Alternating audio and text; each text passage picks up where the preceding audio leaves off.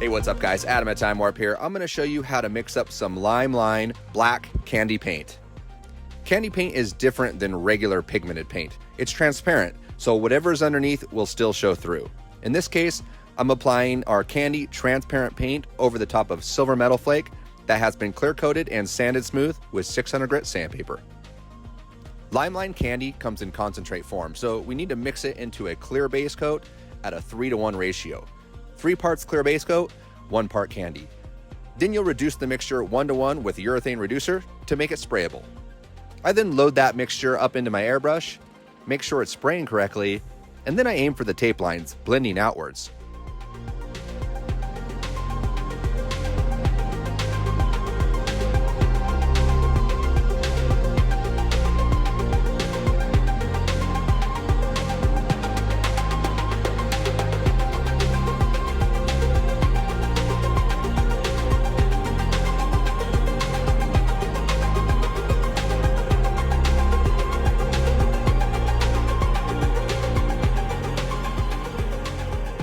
Next, I'm going to mix up a purple color by mixing together blue and red into the clear base coat. Remember, Limeline candy concentrates are just that, they're concentrate, so you need to mix them with clear base coat or intercoat clear. Once again, the mixture will need to be thinned out with urethane reducer to make it sprayable.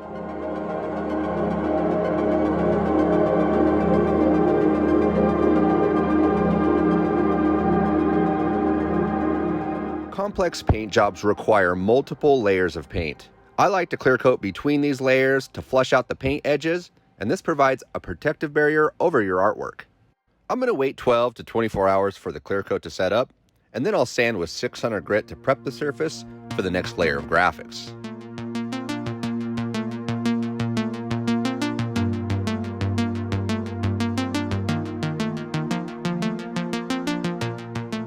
Once we have our area taped out and clean of any contaminants, I will apply a sprayable sizing glue onto the surface using an airbrush. Limeline glue should be mixed 50-50 with water and sprayed onto the surface in light coats. This will provide enough adhesion for the leaf to stick to the surface. Once the leaf is applied, roll the leaf down using a rubber roller to ensure the leaf has good contact with the glue. Then I'll use a soft brush to burnish the leaf to a uniform look. The best thing about using this method is that you can glue down multiple layers of leaf on top of each other. With 2 layers of leaf, I can make my edges nearly perfect every time with no burn through when spinning. We'll get this cleaned up and put it back in the booth for another 3 coats of clear coat and wait 12 to 24 hours, sand it with 600 grit, and get ready for our next layer.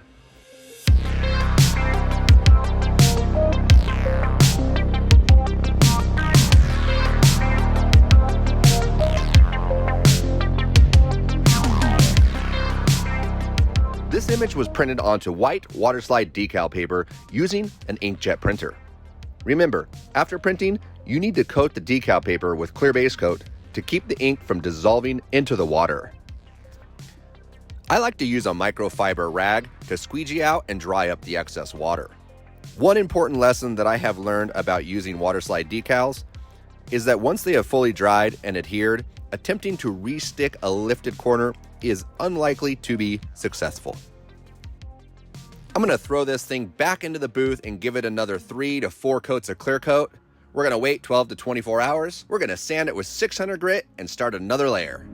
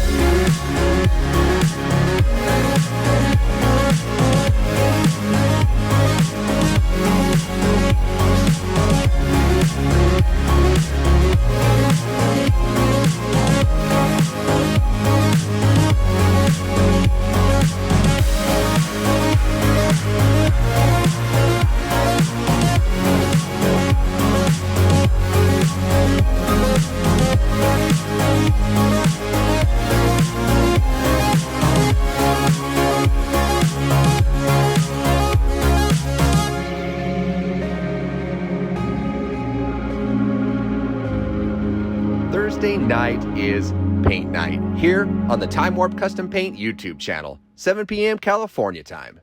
Thanks for watching.